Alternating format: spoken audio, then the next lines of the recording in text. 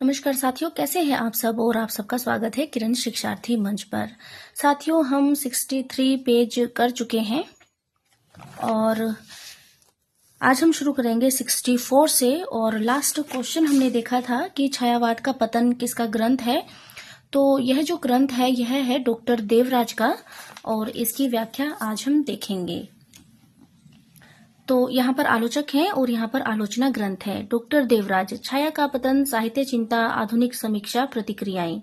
नामवर सिंह है। नामवर सिंह का जन्म हुआ 1926 में, निधन हुआ 2019 में और इनके आलोचनात्मक ग्रंथ हैं हिंदी के विकास में अपभ्रंश का योगदान 1952, छायावाद 1955, इतिहास और आलोचना 1957, आधुनिक साहित्य की प्रवृत्तियां 1962, कहानी नई कहानी 1965, कविता के नए प्रतिमान 1968, दूसरी परंपरा की खोज 1982, वाद विवाद संवाद 1979, आलोचक के मुख से,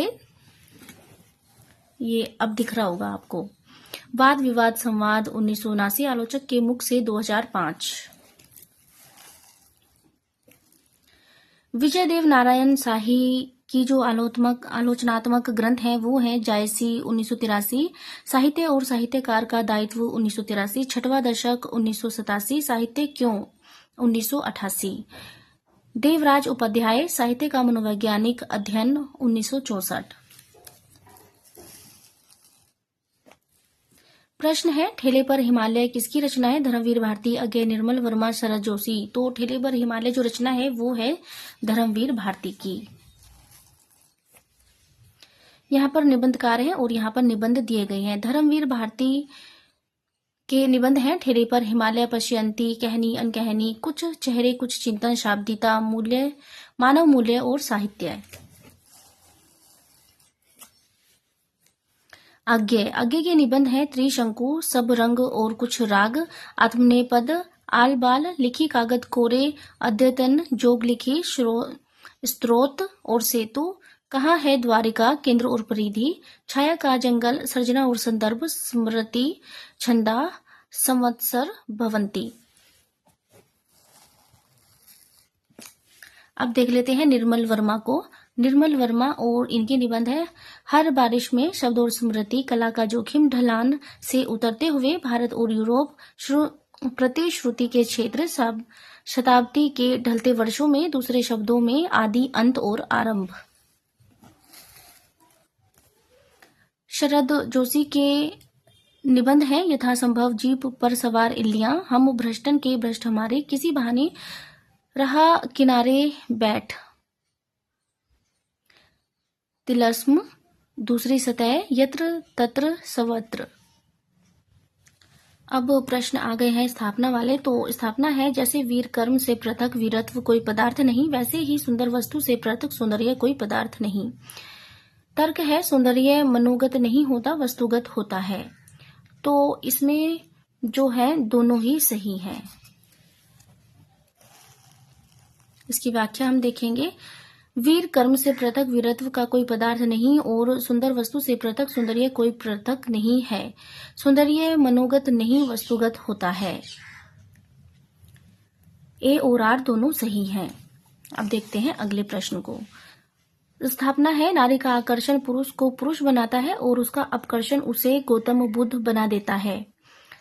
तर्क है, गौतम के वैराग्य में यशोधरा के प्रति अपकर्षण नहीं बल्कि बुद्धत्व प्राप्ति के लिए उनका संकल्प कारणभूत था। तो इसमें हमें बताना है कि कौन सा सही है और कौन सा गलत है। तो इसमें दोनों ही सही हैं।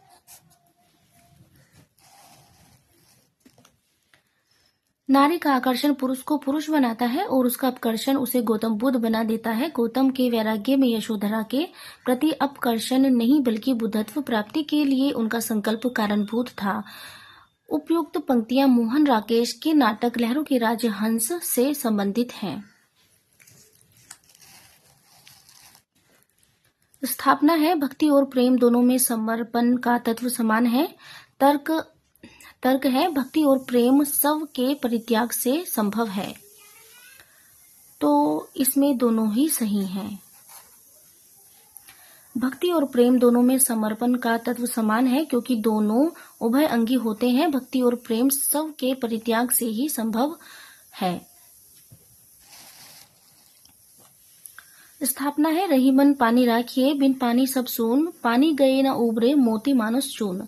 तर्क है धन बल और सत्ता बल के आगे पानीदार मनुष्य भी असमर्थ और निरीह है। तो इसमें कौन सा सही है, कौन सा गलत है? तो इसमें ए सही है और आर गलत है। रही मन पानी राखिए, बिन पानी सब सून, पानी गई न उबरे मोती मानुस चून। रहीमदास की पंक्ति है, लेकिन तर्क इससे संबंधित नहीं है।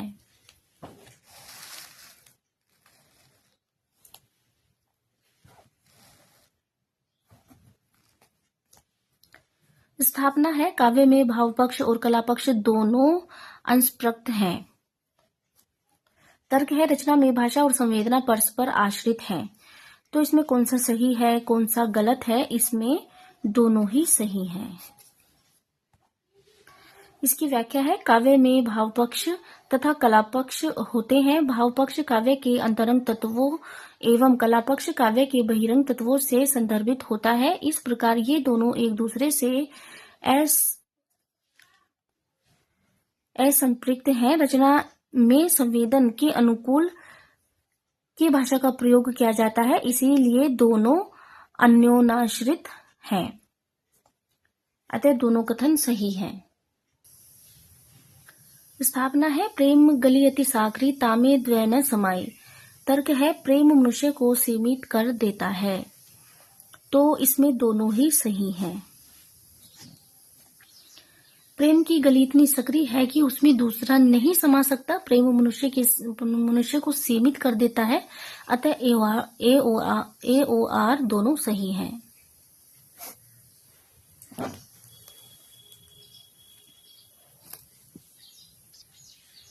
स्थापना है जो ज्ञान मानवता को पीस डाले वह ज्ञान नहीं कोल्हू है। तर्क है सच्चा ज्ञान मनुष्यता को उन्नत करता है, उसे नष्ट नहीं करता है। तो इसमें भी दोनों सही हैं। ज्ञान मानवता को पीसता नहीं है, बल्कि सच्चा ज्ञान मनुष्यता को उन्नत करता है, उसे नष्ट नहीं करता। अतः ए और आर दोनों सही हैं। निम्नलिखित में से कौन सा युग्म संगत है? हमें बताना है कि कौन सा सही मिला हुआ है। तो जो रस विमर्श है वो रस मूर्ति की रचना है। रस मीमांसा है आचार्य रामचंद्र शुक्ल की। रस सिद्धांत जो है वो डॉक्टर नगेंद्र की है, लेकिन इसमें डॉक्टर नगेंद्र नहीं दिए गए हैं। आनंद प्रकाश दीक्षित की जो रचना है वो है रस सिद्धांत स्वरूप एवं अध्ययन है इनकी। और रसज्ञ रंजन है महावीर प्रसाद द्विवेदी की। तो इसमें सही जो मिला हुआ था वो यही है, रसज्ञ रंजन। अब देख लेते हैं। रस विमर्श है रस मूर्ति त्रिपाठी की। रस मीमांसा है रामचंद्र शुक्ल की। रस सिद्धांत है डॉक्टर नगेंद्र की। रसज्ञ रंजन है महावीर प्रसाद द्विवेदी की। रस सिद्धांत स्वरूप एवं अध्ययन है आनंद प्रकाश दीक्षित की। प्रश्न है निम्नलिखित में से कौन सा युग्म असंगत है? तो हमें बताना है कि इसमें असंगत कौन सा है। असंगत है इसमें कृष्ण गीतावली, सूरदास की नहीं है। नीचे कवि है और उनकी रचनाएं दी गई हैं। तुलसीदास की रचना है बरवे रामायण, कृष्ण गीतावली, रामलला नहचू, वैराग्य संदीपनी, रामाज्ञा प्रश्नावली, पार्वती मंगल, जानकी मंगल, रामचरितमानस, विनय पत्रिका, कवितावली, दोहावली, गीतावली। रहीम की रचना है बरवे नायिका भेद। सूरदास की रचना है सूरसागर साहित्य लहरी, सूर सरावली। केशवदास की रचनाएं हैं विज्ञान गीता, रतन बावनी, रसिक प्रिया, कवि प्रिया, रामचंद्रिका, वीर सिंह देव चरित्र, जहांगीर जस चंद्रिका, छंदमाला, नक्शिक। अब बात कर लेते हैं अगले प्रश्न की। निम्नलिखित में से कौन सा युग्म असंगत है? तो हमें बताना है कि इसमें कौन सा सही मिला हुआ नहीं है। तो जो माधवी है वो दूधनाथ सिंह की रचना नहीं है, यह है भीष्म साहनी की रचना है। यहाँ पर नाटककार हैं और यहाँ पर नाटक दिए गए हैं। भीष्म साहनी के नाटक है माधवी, कबीरा खड़ा बाजार में, माधवी, मुआवजे, रंग दे बसंती, चोला, आलमगीर। दूधनाथ सिंह जी के नाटक है यमगाथा, उर्वशी, पुरूरवा के पौराणिक कथा पर आधारित है। सुरेंद्र वर्मा के नाटक हैं द्रौपदी, सेतुबंध, नायक, खलनायक, विदूषक, सूर्य की अंतिम किरण से सूर्य की पहली किरण तक, 8वां सर्ग, छोटे सैयद, बड़े सैयद, एक दुनी एक, शकुंतला की अंगूठी, कैद ए हयात, रति का कंगन।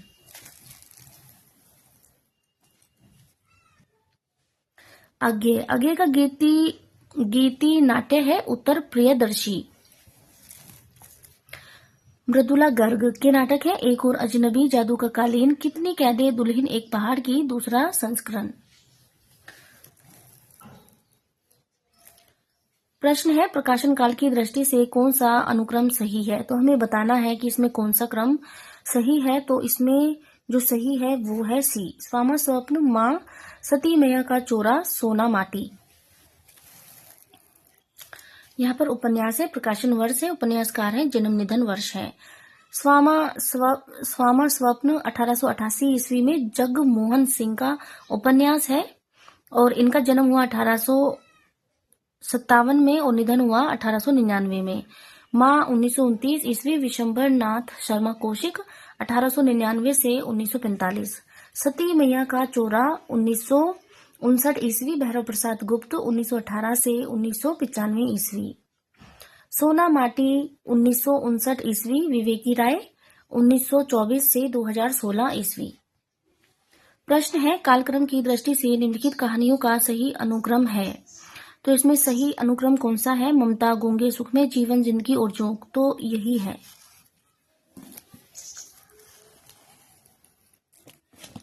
यहाँ पर कहानी है, प्रकाशन वर्ष है, कहानीकार और जन्म निधन वर्ष है। सुखमय जीवन 1911 ईस्वी, चंद्रधर शर्मा गुलेरी, 1883 से 1922 ईस्वी। ममता 1929 ईस्वी, जयशंकर प्रसाद, 1879 से 1937 ईस्वी। गूंगे 1945 ईस्वी, राघी राघव, 1923 से 1962 ईस्वी। जिंदगी और जोंक 1958 ईस्वी। अमरकांत की कहानी है, 1925 से 2014 इनका समय है। अगला प्रश्न है, कालक्रम की दृष्टि से पत्रिकाओं का सही अनुक्रम क्या है? तो इसमें सही अनुक्रम बताना है हमें।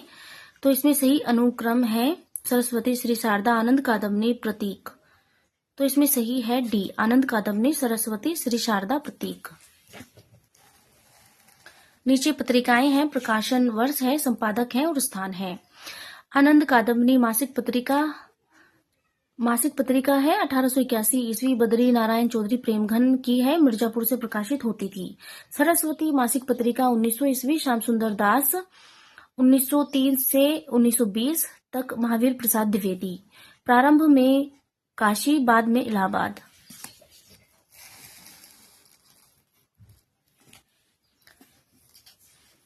श्री शारदा मासिक पत्रिका छायावाद को सर्वप्रथम मान्यता प्रदान करने वाला पत्र, 1916 ईस्वी, नर्मदा प्रसाद मिश्र, द्वारिका प्रसाद मिश्र, सालग्राम द्विवेदी, जबलपुर से प्रकाशित होती थी।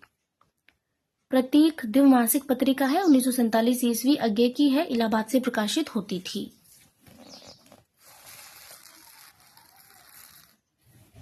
प्रश्न है, निम्नलिखित काव्य संग्रह को प्रकाशन का सही अनुक्रम क्या है? इनका हमें सही अनुक्रम बताना है। तो सही अनुक्रम है सी, ग्रंथि, वीणा, पल्लव, गुंजन। सुमित्रा नंदन पंत की छायावादी रचनाएं हैं ये और क्रमानुसार है। उच्छ्वास 1920, ग्रंथि 1920, वीणा 1927, पल्लव 1928, गुंजन 1932। प्रश्न है, कालक्रम की दृष्टि से यशपाल के निम्नलिखित उपन्यासों का सही अनुक्रम क्या है? तो यशपाल के उपन्यासों का सही अनुक्रम हमें बताना है। दादा कामरेड, देशद्रोही, दिव्या, झूठा सच। तो इसमें जो सही है वो है सी, देशद्रोही, दिव्या, दादा कामरेड, झूठा सच। यशपाल के उपन्यास क्रमानुसार: दादा कामरेड 1941, देशद्रोही 1943, दिव्या 1945, पार्टी कामरेड 1946, मनुष्य के रूप 1949, अमिता 1956, झूठा सच के 2 पार्ट हैं, एक है 1958 में और एक है 1960 में। 12 घंटे 1962, अप्सरा का श्राप 1965, क्यों फंसे 1968, तेरी मेरी तेरी उसकी बात 1974। प्रश्न है, कालक्रम की दृष्टि से निबंध संग्रह का सही अनुक्रम क्या है? तो हमें इनका सही अनुक्रम बताना है और ये जितने भी हैं सब निबंध हैं। तो सही क्रम है सी। शिव शंभू के चिट्ठे, रसज्ञ रंजन, श्रृंखला की कड़ियां, कल्पलता। यहाँ पर निबंध है, प्रकाशन वर्ष है, निबंधकार है और जन्म निधन वर्ष है। शिव शंभू के चिट्ठे 1905 ईस्वी, बाल मुकुंद गुप्त 1865 से 1907 ईस्वी। रसज्ञ रंजन 1920 ईस्वी, महावीर प्रसाद द्विवेदी 1864 से 1938 ईस्वी। श्रृंखला की कड़ियां 1943 ईस्वी, महादेवी वर्मा 1907 से 1987। कल्पलता 1951 ईस्वी, हजारी प्रसाद द्विवेदी 1907 से 1979 ईस्वी। अब देख लेते हैं अगले प्रश्न को। अगला प्रश्न है, कालक्रम की दृष्टि से आज्ञा के निम्नलिखित काव्य संग्रह का सही अनुक्रम क्या है? कितनी नावों में कितनी बार, इत्यलम, सागर मुद्रा, हरी घास पर क्षणभर। तो हमें इसमें क्रम बताना है कि कौन सा सही है। तो इसमें जो सही है वो है डी, इत्यलम, हरी घास पर क्षणभर, कितनी नावों में कितनी बार, सागर मुद्रा।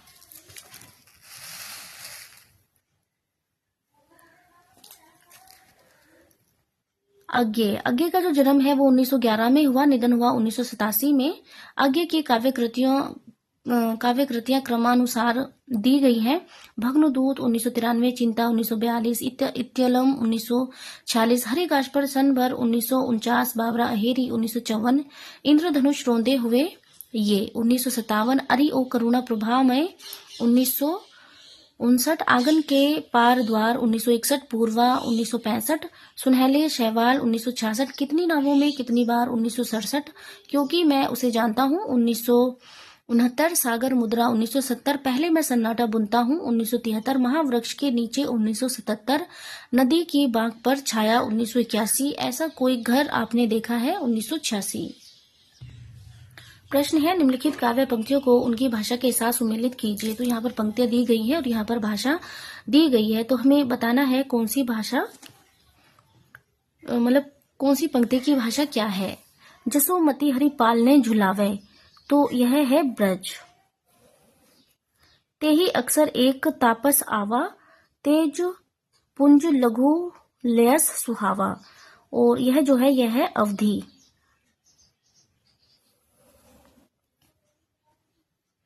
अंतिरंग स्वामी सुमिली रति, बेटी राजा भोज की, और यह है डिंगल।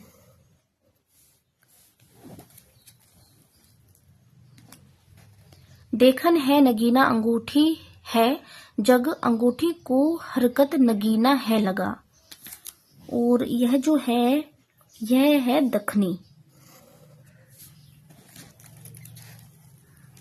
तो ऐसे हमारा कोट ठीक है ए।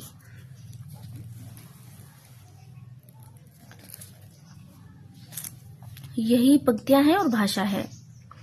जसोमती हरि पालने झुलावे ब्रज, ते ही अवसर एक तापस आवा, तेज पुंज लघु बेयस सुहावा, अवधि। अति रंग स्वामी सुमिली रति, बेटी राजा भोज की, डिंगल। देखन है नगीना अंगूठी है जग, अंगूठी को हरकत नगीना है लग, दखनी।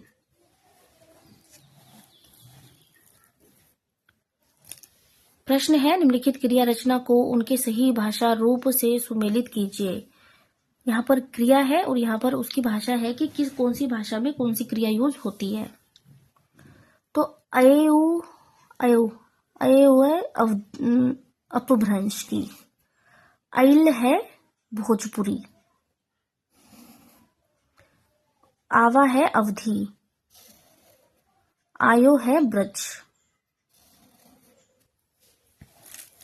तो इस तरह से ठीक है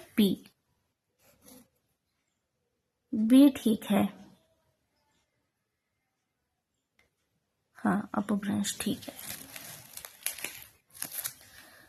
आयु अपभ्रंश, आइल भोजपुरी, आवा अवधि, आयो ब्रज। प्रश्न है, निम्नलिखित काव्य ग्रंथों को उनके रचनाकारों के साथ सुमिलित कीजिए। यहाँ पर ग्रंथ हैं और यहाँ पर रचनाकार हैं। तो सतरंगिनी जो है वो है बच्चन सिंह की रचना है। सतरंगिनी। सतरंगे पंखों वाली जो रचना है वो है नागार्जुन की। अनीमा जो है वो है सूर्यकांत त्रिपाठी निराला की। रितंबरा, और रितंबरा है केदारनाथ मिश्र की।